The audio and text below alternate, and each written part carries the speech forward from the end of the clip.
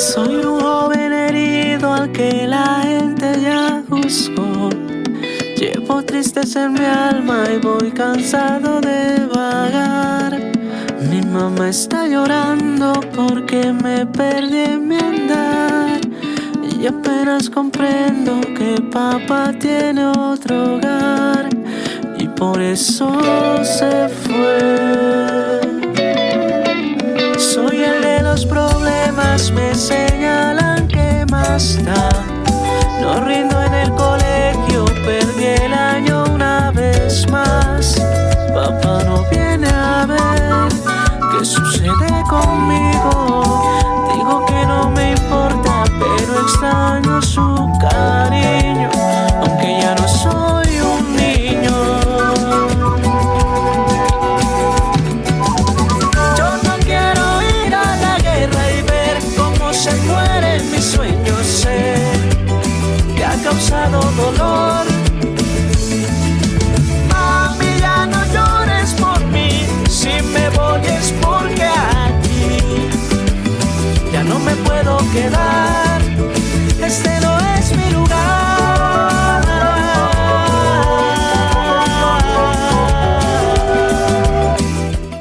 Escuchamos Yo no quiero ir a la guerra, del maestro Fanor Secue, quien además ha sido dinamizador de la Escuela del Cesteadero en Toribío. Soy Violeta Kiwe Rosenthal Almendra, tengo 11 años, vivo en el norte del Cauca, Colombia, que es un territorio muy afectado por la guerra. Esta es la segunda parte de una serie de entrevistas que hice para abordar el tema sobre la violencia contra las escuelas. En la primera parte escuchamos al profesor Jimmer Paví y a Marta Tunubalá del norte del Cauca, que explican los factores que contribuyen a la guerra contra la niñez. También dan ejemplos de lo que vienen haciendo frente a esto. En esta segunda parte escucharemos a las educadoras Jenny Hurtado y Laura Medina de Caldono y el norte del Cauca. Entender la guerra contra la niñez y las escuelas para convertirnos en una fuerza que abra caminos para la paz y la libertad, ahí está el desafío. Bienvenidos a la segunda parte. Profesora Jenny, ¿te puedes presentar? Buenos días, mi nombre es Jenny Sobeida Hurtado Campos, soy del resguardo indígena de Pioyá, municipio de Caldono, docente del Instituto Técnico Agropecuario Nassau-Esquihue de Granadillo. ¿Y puedes presentar a tu escuela como cuántos estudiantes son? Actualmente soy docente de grado primaria de grupo de 24 estudiantes para un total en el colegio de 302 estudiantes. Está ubicado en el resguardo indígena, municipio de Caldono, vereda Granadillo. ¿Tu escuela ha sido afectada por la guerra y cómo? Sí, hace varios años ha venido presentando, digamos, reclutamiento a menores de edad, también presencia de grupos armados cerca a la institución educativa, al cual pues afecta, digamos, emocionalmente a los niños o indirectamente pues incentiva como a querer irse en esos grupos armados, puesto que los niños tienen, digamos, problemas como a ir con esos grupos. Ay, ¿nos podrías contar unas historias? Un día, los grupos armados habían llegado a la cancha donde pues la mayoría es un espacio público en donde hacemos actividades pedagógicas, ¿no? Con los estudiantes, al cual pues había presencia, un niño llegó y nos dijo que había grupos, o sea, que había grupos armados. Pues en ese caso los docentes lo que hicimos fue dejar a los estudiantes dentro de la institución y salir para verificar si era verdad, al cual pues rodeamos toda la cancha y sí, ellos estaban escondidos en una casa donde pues estaba abandonado, ellos habían estado grupos armados.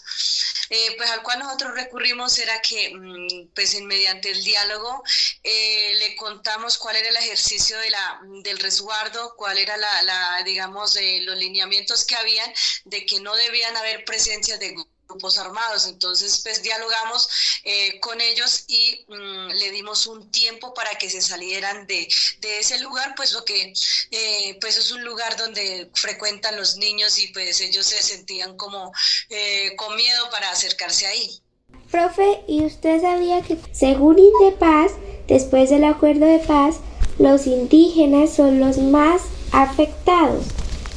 Sobre todo en el norte del Cauca hay más afectados, más reclutados. ¿Por qué? Pues uno pues desde mi trabajo como docente, pues hemos visto uno es como la influencia de la familia, las problemáticas que hay en la familia, ¿sí? Que de pronto no hay un proyecto de vida claro con la familia, al cual los niños de alguna manera se ven como afectados emocionalmente y deciden cómo ir o se dejan como convencer de esas ideologías que vienen creando ellos, porque ellos ofrecen dinero, que una cosa. Entonces también eso se ha evidenciado, que de pronto también la economía y las problemáticas familiares hacen que estos niños ingresen a los grupos armados. También otro es el tema de los medios de comunicación, o sea, la tecnología, el celular, puesto que pues aquí ahorita los niños pues vienen desde una temprana edad teniendo acceso a esos, al cual pues hay mucha información de bien o de mal que hacen que de pronto tengan conversaciones de esos tipos, videos, entonces se vayan como dejando llevar de esas cosas. Pues desde mi percepción es esa. Lo otro es pues que también la presencia en algunas partes es la presencia de cultivos ilícitos, al cual también hacen que vayan cambiando un poco la ideología de las familias, de los chicos. Entonces pues para mí es como la percepción que tengo. Entonces el narcotráfico tiene que ver con el reclutamiento a los niños. ¿Y por qué habiendo una organización indígena el narcotráfico puede entrar? Pues lo que digamos, para mí es que de pronto no hay unas políticas claras en todos los resguardos, ¿sí? No hay una unión, digamos, conjunta donde digamos hagamos esto y lo vamos a cumplir. Unos cumplen, unos no cumplen y hace que de pronto haya debilidades en los otros resguardos. Entonces, pues la impregnación de los cultivos ilícitos más como de unión y fuerza como de la comunidad como tal.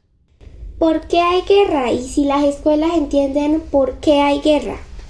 ¿Por qué hay guerra? Para mí la guerra surge desde la familia. Para mí la guerra está empezando desde la familia. En las instituciones educativas hemos hablado, hemos intentado hacer todo, pero a veces, digamos, ser como desde la familia, la buena orientación, las buenas prácticas culturales y de los, digamos, desde los valores culturales, pues eso se ha venido perdiendo. Entonces creo que nosotros tenemos que cambiar esa perspectiva de la guerra desde la familia, pero también tenemos que ver mucho con las políticas de los resguardos, ¿no? De que de pronto la economía, falta de una economía estable entre los territorios indígenas, también ha habido generar como empezar a generar esos choques entre familias, entre comunidades.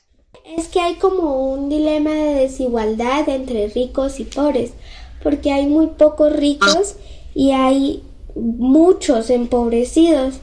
Entonces los ricos se hicieron ricos por robarle algo a los pobres. Entonces los pobres hacen guerra para recuperar lo que los ricos les quitaron. Sí, pues desde la historia, sí, sabemos desde la historia y aún sigue, ¿no? Aún sigue eso, que los grandes, digamos, poderes siguen siendo ricos, como tú dices, pues los pobres seguimos estando ahí. Pero también ahorita, pues con los problemas políticos que hay en el gobierno, con todo eso, también eso nos ha afectado, sí, nos ha afectado porque muchos años gobernaron los grandes narcotraficantes, gobernaron ellos, y lo cual pues nosotros quedamos aquí, pero pues ahorita queremos es como un cambio y pues a eso le apostamos. Entonces, ¿Ustedes qué hacen para parar la guerra? Desde la educación, ¿qué hacemos para parar la guerra? De pronto también sería una parte, es como empezar a trabajar desde pequeño los proyectos de vida. Sí, los proyectos de vida, que el estudiante o que el niño tenga una meta clara digamos, de como un proceso que se hace de la familia, de semillas de vida, y después en el proceso escolar. O sea, lo que se hace es que de pronto tenga una visión clara de qué es lo que tiene que hacer el niño. Sí, entonces, más que todo en la educación hemos hablado el trabajo espiritual, que cuando el niño llega se hace un trabajo espiritual de la siembra de las huellas de ellas en el Ipcuet, para que pues ese niño permanezca todo el tiempo ahí en la institución educativa y que de pronto no se vaya, digamos, a coger malos caminos. Esa es la espiritualidad que en este momento estamos haciendo a nivel espiritual. ¿Y lo que ustedes hacen funciona o no funciona? Sí, en un tiempo hubo mucho reclutamiento, digamos, fueron como 2 o 3 estudiantes que fue como muy impactante, al cual pues llamamos un mayor y hicimos ese trabajo. Durante este año paró toda esa situación, los chicos regresaron nuevamente a la institución, no quisieron sí seguir estudiando, pero por lo menos siguen en el territorio y en otras actividades que de pronto ya no tienen que ver como con el conflicto armado. Entonces pues para eso uno es una ganancia, y pues durante este año no tuvimos digamos, reclutamiento o que los niños hayan ido a ese espacio. Uy, profe, excelente. Yo creo que para acabar con la guerra tenemos que dejar de ser víctimas a ser una fuerza, pero también se tiene que empezar a trabajar desde las escuelas. Sí, claro, desde la escuela, pues incluso este año tantas experiencias, después de tantas situaciones que nos ha tocado enfrentar con el sufrimiento de las mamás, de los niños, la desesperación en la institución, de sus compañeros. Pues hemos intentado digamos, reorientar nuevamente nuestro proceso educativo, mirando en qué hemos estado fallando desde la institución, qué nos falta mejorar, qué podemos brindarle al estudiante. Entonces, pues, en este caso, pues, para mí lo más impactante que hemos hecho este año, pues, también habían unas niñas que son huérfanas y que también tenían indicios de que ellos se iban a ir a esos grupos armados. Gracias a Dios pues nos dimos cuenta a tiempo, y lo que hicimos fue llegar a la casa de ellos, hablar y crearles como un acompañamiento. Hicimos una minga donde le ayudamos a hacer el tour, donde le ayudamos a organizar la casa, donde sí, varias actividades hicimos, tenían trabajos acumulados. Lo que le hicimos es hacer una minga colectiva entre todos los estudiantes, dejar la casa impecable, hacer el tour, le organizamos el baño. Entonces como que hizo que ellos hicieran como ese acompañamiento que les falta desde la familia, pero pues para eso está la familia educativa. Para mí eso digamos, este año fue un trabajo bonito que hicimos en conjunto. Yo diría que una sola escuela no puede arreglar la guerra, pero si las 1500 escuelas que están en alto riesgo se unen, empezando por el Cauca o el norte del Cauca, que es el más afectado, podríamos acabar con ella. Sí, habría que hacer un conversatorio, digamos, de manera conjunta, cómo se va, estrategias, digamos, o de pronto experiencias que han funcionado en las instituciones educativas para digamos, parar esta guerra o para evitar, digamos, secuelas en los niños. Entonces, pues ya tendríamos que, como dice, nosotros como institución, pues claro, porque nos ha tocado, hemos tratado de decir qué vamos a hacer, pero no sabemos realmente qué está pasando en las otras instituciones. Sí, ya tendríamos que hacer un diálogo, digamos, de todas las instituciones, qué está pasando en cada institución, cuáles han sido las situaciones. Entonces, de acuerdo a eso, bueno, esto ha funcionado, esto no ha funcionado, y de pronto de esa manera se podría, porque pues digo, como tal, nosotros trabajamos digamos, en lo que nos ha sucedido en el ESE, pero más allá, digamos, no hemos podido como dialogar con ellos. Por ejemplo, me inspira la entrevista que hice con Jimmer ayer y la contigo, si se unieran, se podría hacer algo también. Gracias, muchas gracias, abrazo. Yo no quiero ir a la guerra y ver cómo se mueren mis sueños. Sé que ha causado dolor. Mami, ya no llores por mí. Si me voy es porque aquí ya no me puedo quedar. Este no es mi lugar.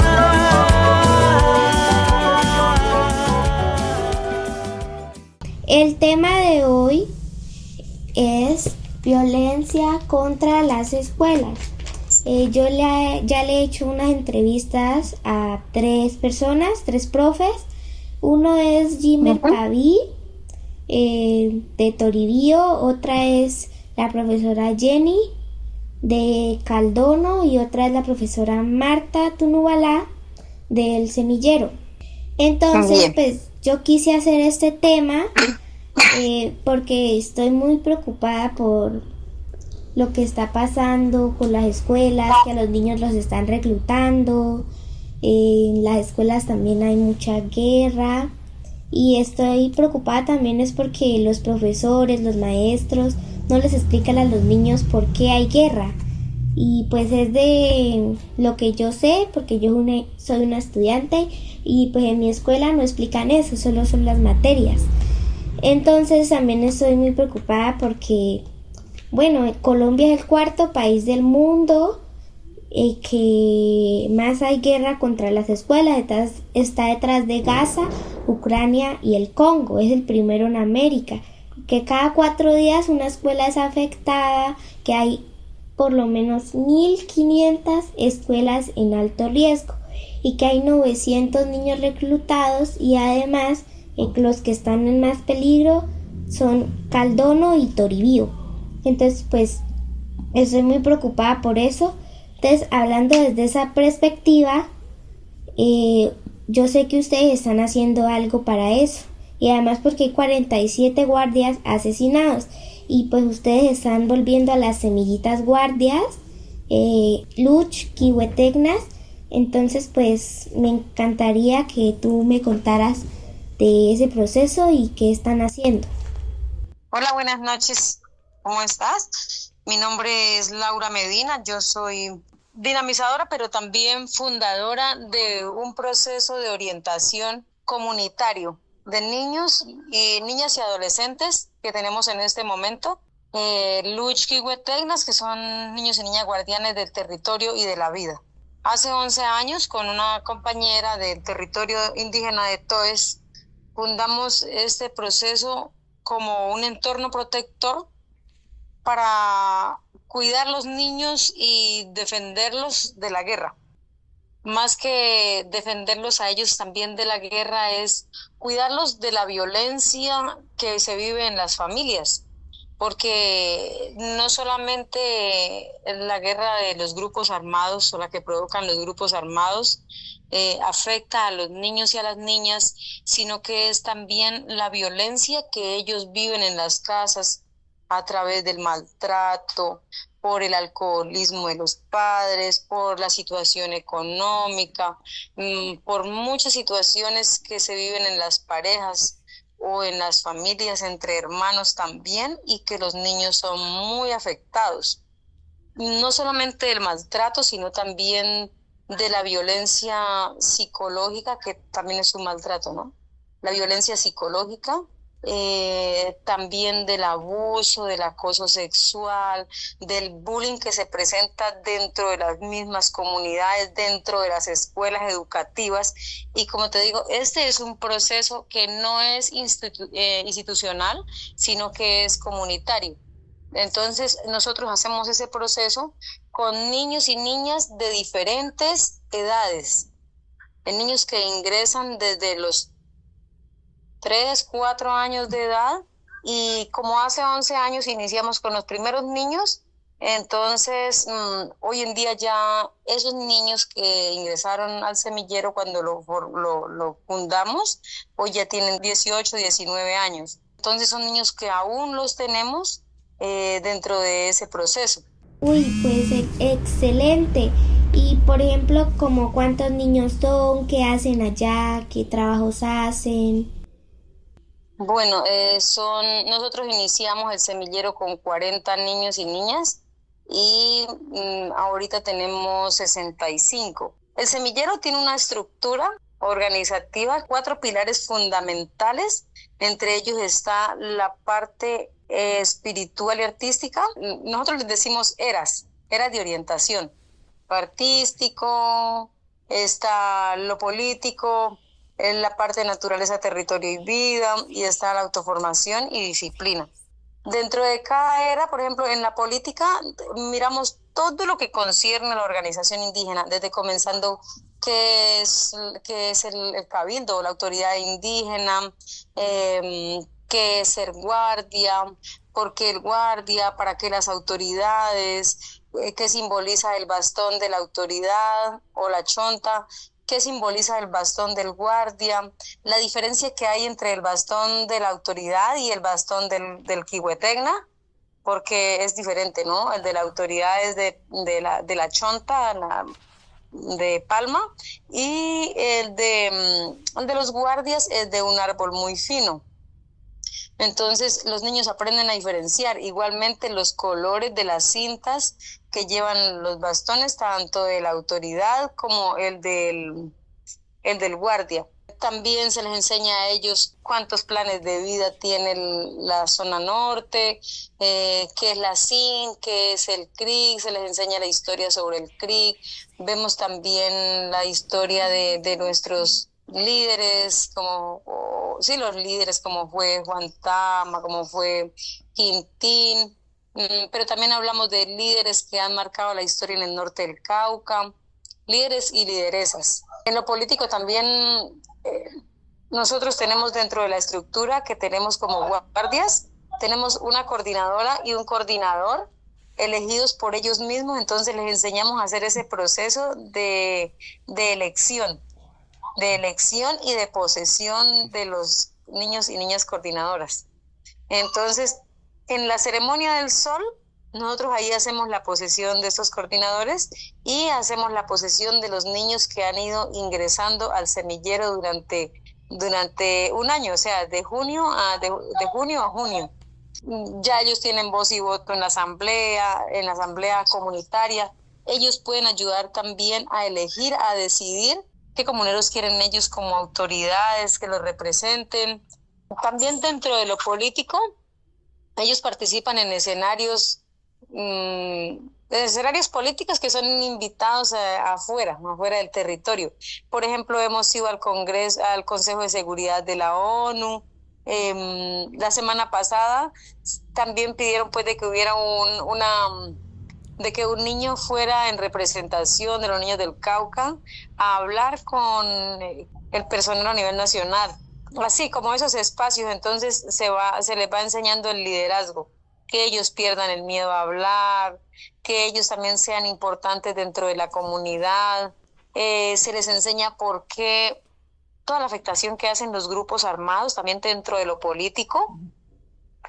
¿Por qué es tan importante mantener arraigado en el territorio y por qué toda la afectación que tiene si somos simpatizantes de los grupos armados y toda la afectación también que hace la siembra o el cultivo de las maticas ilícitas? Bueno, que les hemos dado un mal uso, ¿no? Porque la marihuana, la coca, ellas no son malas, sino que nosotros los seres humanos las convertimos en plantas ya narcóticas y que les damos otros usos, y entonces la gente pues le da otra connotación a los cultivos, otros usos, y por eso entonces también estamos pues en medio de todo este conflicto armado que está viviendo el norte del Cauca y el Cauca en general, y puede ser muchas otras regiones también. Entonces les hablamos el tema del reclutamiento, dentro de lo político les hablamos el tema del reclutamiento.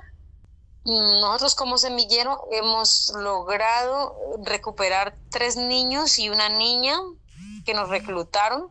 Eso hizo de que nos volviéramos mucho más fuertes porque tuvimos la capacidad espiritual y la capacidad política para ir a recuperar esos niños. Tuvimos muchas situaciones que vivimos, por ejemplo, violencia hacia una de nosotras dos, de las dinamizadoras. En este caso fue a mí. Un señor me pegó porque él no es de TOES, pero es del resguardo de huellas, y él tenía 3 niños en el semillero. Él siempre me decía que a él no le gustaba pues que a los hijos le metiéramos otras ideologías, porque él era de los de la gente de arriba. O sea, yo no le comía el cuento hasta que de verdad pues me maltrató. Pero bueno, el proceso siguió, eso nos hizo hacernos más fuertes aún. Y eso, a ver, ¿qué más te digo? Hemos dado también hacemos muchas charlas en la era de autoformación y disciplina. Hacemos muchas charlas, mucho acompañamiento psicocultural, o sea, invitamos psicólogas o psicólogos, y también hacemos ritual con el mayor. Muy constantemente estamos haciendo limpieza, rituales de protección. Ya llevamos dos años haciendo la ceremonia de la luna, un agradecimiento a la luna. Entonces es algo también muy fuerte del semillero, la parte cultural, muy, muy fuertes. Los niños, si nos vamos a un ritual, se van pues de 45 a 50 niños a mambear la coca a la orilla del río, a sentarse con mucha disciplina. Entonces a ellos se les va instruyendo que tenemos que estar en ese contacto, en ese hermanamiento con la Madre Tierra y con los espíritus, y cómo tenemos que comportarnos en los sitios sagrados. Hemos ido al páramo de Pisno, hemos caminado sobre el páramo, hemos bañado en el río Pisno. Eso lo hicimos en agosto. Entonces, bueno, dentro de la era de naturaleza, territorio y vida, también el semillero de TOES se ha caracterizado por ser fuerte dentro de la parte ambiental. Hemos hecho viveritos pequeños con ellos, con eso hemos sembrado los árboles en la montaña. Tenemos muchos árboles sembrados, muchos. Reforestación, tenemos una tierrita, una finca que es por allá, por Bugalagrande, que es un sitio de ampliación, un territorio de ampliación de TOES. Entonces allá estamos hemos iniciado ya este año 3 mingas para la siembra de muchos árboles de nacedero alrededor de los ojos de agua. Hemos hecho aislamiento de esos ojos de agua o espacios de vida que le llamamos, para que nuestros árboles pues no se sequen, y así les hemos ido enseñando también a los hermanos indígenas en Veras que viven por esa región o están asentados por esa región, que hay que comenzar a proteger el agua o sembrar árboles para que el agua aumente, porque ellos no tienen esa cultura de cuidado ambiental.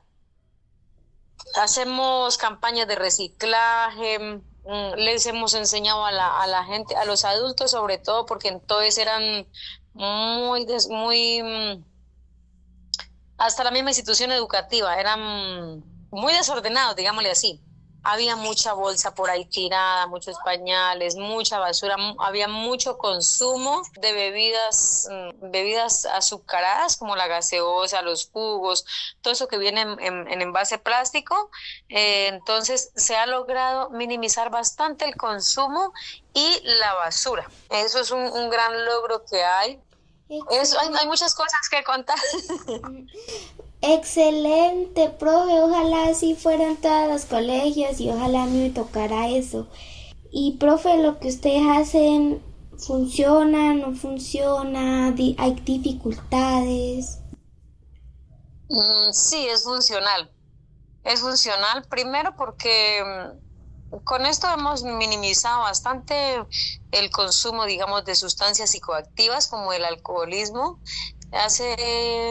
En el 2005, TOES, que es el territorio más pequeño en la zona norte, tenía un índice muy alto en el consumo de bebidas alcohólicas. Estábamos muy preocupados, entonces es casi como en esos tiempos que comenzamos a pensar qué vamos a hacer con estos chicos, porque ya se iban a fiestas muy pequeñitos, las mamás se los llevaban a las fiestas, y después de que el semillero comienza pues a funcionar, mejor dicho, se acabó. Ya no vemos niños por ahí en las fiestas, ya no vemos a muchos adolescentes tomando, o sea, adolescentes del semillero nunca vemos en las fiestas. Adolescentes que no son del semillero, pues ellos sí normalmente, porque ellos no tienen ninguna orientación. Y cuando lo mismo el maltrato, la violencia hacia los niños, la violencia que viene de casa hacia los niños, pues ya no se escucha, porque los niños encontraron, pues, nos encontraron a dos personas, que la profe Rosa y a mí, que somos como que las que estamos siempre pendientes. Hemos hecho trabajo voluntario durante muchísimos años, pero se convirtieron como en nuestros hijos, y nosotros para ellos como las mamás. Entonces cualquier cosa, las mamás, los papás saben de que nosotros estamos pendientes. De esa manera hemos ayudado bastante. Había comentarios, bueno, que los niños también estaban consumiendo marihuana, se escuchaba mucho en el colegio. Nosotros comenzamos a hacer talleres con madres y con padres, a conseguir psicólogas, pero también le llevamos al colegio ese apoyo, y eso pues ya no se escucha nada entonces sobre el consumo de marihuana, no se volvió a escuchar nada. Pero como le digo, son trabajos que hemos hecho desde el semillero con los padres de familia y con el mismo colegio. Entonces, ¿ustedes tienen apoyos o alguien los ayuda? Nosotros hacemos gestiones, sobre todo para la parte de los talleres, las capacitaciones. Tuvimos 2 años a taller abierto, que ellos son una fundación, una fundación que viene haciendo un trabajo en la zona norte del Cauca. No en todos los territorios de la zona norte, pero ya estuvo con TOES. Estuvo con TOES, con otros resguardos, y está en otras regiones también, está en Buenaventura, hay otras regiones, pero en el Cauca está en algunos territorios de la zona norte. Entonces ellos vienen con acompañamiento psicológico, ellos vienen con talleres para padres, vienen con algunas dotaciones. Entonces a nosotros, por ejemplo, ellos nos ayudaron en la consecución de algunos muebles, como asientos, un escritorio, cositas así, o sea, fuera del acompañamiento psicosocial que ellos hacen, y tienen un personal profesional excelente. Entonces con ellos se hacían talleres cada 8 días. Se cogían, digamos, 25 niños que quisieran estar cada 8 días en esos talleres, y conseguíamos los niños que más dificultades tuvieran, y con eso se minimizó bastantísimo. ¿Qué más hemos tenido? A ver, hacemos gestiones a veces en los diciembres para los detalles navideños y unos kits escolares para entregar en enero, pero este año sí fue muy difícil. Este año sí nos blanqueamos porque no conseguí ni detalles para diciembre, ni conseguí los kits escolares. Tal vez los donantes están más pobres este año. Hace 3 años estamos pues recibiendo recursos a través de 1811, del decreto 1811. Este año que viene ya es el último año. No sabemos qué va a pasar de ahí para allá, pero igual el semillero no puede dejar de funcionar, porque si estuvimos 8 años sin recursos del Estado ni de la organización, pues tenemos que continuar, mirar a ver qué hacemos. Nosotras como dinamizadoras apoyábamos con la panelita de la casa, nos compramos las galletas, les compartíamos a los niños, pero llevamos 3 años que pues gracias a la naturaleza hemos logrado hacer parte de ese recurso y poderle garantizar a los niños la alimentación.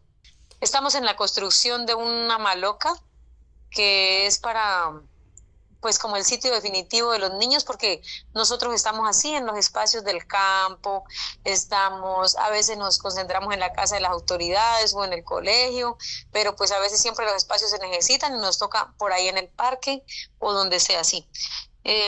Tenemos un proyecto también que fue una gestión que se hizo a través del semillero nuestro, una visita que se hizo a Barcelona. Eso lo hizo la compañera Rosita, que es la otra dinamizadora. Ella fue a visitar su niño allá, un sobrino mío lo fue a visitar a Barcelona, y allá ella tuvo pues un acercamiento con organizaciones de mujeres, dio a conocer el trabajo que hacemos y allá las organizaciones pues dijeron que les gustaría mucho apoyar a este proceso. Entonces nos pusimos de acuerdo y dijimos, esto no puede ser solamente TOES, porque solamente TOES no tiene la necesidad, sino que hay muchos niños más en el norte del Cauca, mejor dicho, todo Colombia. Pero como estamos viviendo en el norte del Cauca, entonces por lo menos que ese proyecto sea para beneficiar a niños del norte del Cauca. Exacto. Entonces en este momento tenemos ese proyecto beneficia a 7 semilleros comunitarios del norte del Cauca, a 6 semilleros comunitarios, a un institucional que es el de Bodega Alta, al hilo artístico de la SIN y a comunicaciones de la SIN. Entonces, por lo menos nos ha garantizado para otras actividades más. Exactamente. Y me sorprende mucho que ustedes, que no tienen recursos, que nadie los ayuda, han podido resistir mucho tiempo. En cambio, escuelas acá privadas que tienen mucha plata, apoyos, no hacen nada para eso. Entonces, sí, ustedes son como una esperanza o son un camino para la paz y no para la guerra, como dicen ustedes. Entonces, pues yo creo que nosotros tenemos que dejar de ser víctimas a ser una fuerza. Y como digo, ustedes son el primer camino que nos puede llevar a hacer eso. Muchas gracias, profe. Bueno, sí, claro. Hay que continuar porque pues uno piensa, nosotros por ejemplo pensamos mucho en los niños, ¿no? Si no hay adultos que le presten atención a los niños, ellos cómo hacen para denunciar. O sea, si los niños son muy vulnerables, ¿no? A que les violen sus derechos, a que se los lleven para la guerra, a que sean utilizados por el narcotráfico. Y si no los llevan para la guerra, pues los utilizan los grupos armados. Y entonces, pues yo creo que esa es la misión que nos ha puesto la naturaleza a nosotros, resistir hasta cuando podamos, a pesar de que a veces en la comunidad no entienden, ¿no? Por ejemplo, nosotros nos dicen, no, es que ya se van a pensionar allí, ya llevan muchos años, pero pues la verdad es ese proceso nadie lo pensó antes cuando no había Luchki Huetegnas, y ahora pues que lo ven que está bien fortalecido, que está reconocido a nivel de la organización, pero también de organizaciones de afuera, pues entonces sí ya comienzan a decirnos eso, pero igual eso no es para desmotivarnos, porque pues primero están los niños, las niñas y los adolescentes, y después sí lo que piensen los adultos. Ojalá ustedes puedan seguir en eso. Ustedes son una organización que da un ejemplo, que ojalá todas las escuelas de Colombia, el Cauca, el norte del Cauca, si unieran, hicieran eso. Sería algo muy bueno, muy bravo, muy bien. Me alegra mucho que estén haciendo eso y ojalá otras escuelas retomen de su ejemplo. Abrazos, abrazos, muchas gracias. Bueno, la espero cualquier día en el semillero. Yo me gustaría conocerla personalmente y que conversáramos con los niños y con las niñas. Sí, claro. Yo trataría y trataré siempre de sacar tiempo para ir allá. Muchas, muchas gracias. Bueno, con todo gusto. Espero que lo que le dije le sirva para algo, ¿yo? Sí, claro que sirve. Chao. En esta segunda parte escuchamos otros 2 testimonios extraordinarios que invitan a algunas reflexiones. Reiteran factores mencionados en las primeras entrevistas como causas de la guerra. 1. Ruptura familiar. 2. Destrucción de la espiritualidad. 3. Economía para el empobrecimiento, la injusticia social, la codicia y la violencia. Además, han encontrado en condiciones adversas maneras de defender a la niñez, enfrentar los grupos armados y los factores que causan la guerra. Y desde su sabiduría como indígenas están iluminando caminos concretos para defender la vida con dignidad. germinando semillitas dignas y libres. Con toda la fuerza de mi corazón, no solo agradezco y reconozco estos y todos los esfuerzos que hacen la gente maravillosa como esta, en territorios en una guerra contra ellos y ellas, sino que reclamo que estos esfuerzos deben llegar a ciudades, colegios públicos y privados, educadoras y educadores, que hasta ahora ignoran este tema y lo tratan de una manera superficial. Entender la guerra para detenerla es un derecho y un deber de niñas, niños y de toda la sociedad. Gracias a quienes ya lo están haciendo, que su palabra y acción se escuchen y se hagan caminos. Guardias somos todas y todas, pero en acción, como dijo Cristina Bautista.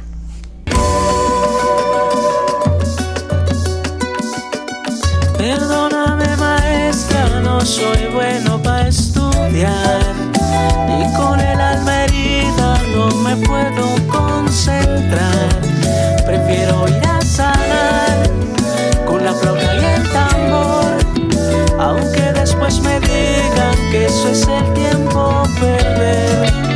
Eso me hace feliz. Con fe me marcharé, le dejo los tambores y las flautas para que sigan sonando más fuerte que las balas. Siga alegrando mi alma y mis mañanas. No volveré. Yo no quiero ir a la guerra y ver cómo se mueren mis sueños. Sé que ha causado dolor. Mami, ya no llores por mí. Si me voy es porque aquí ya no me puedo quedar. Música. Yo no quiero ir a la guerra. Fanor Secue. Agradezco el apoyo de Vilma Rocío Almendra Kiwanás y Manuel Rosenthal.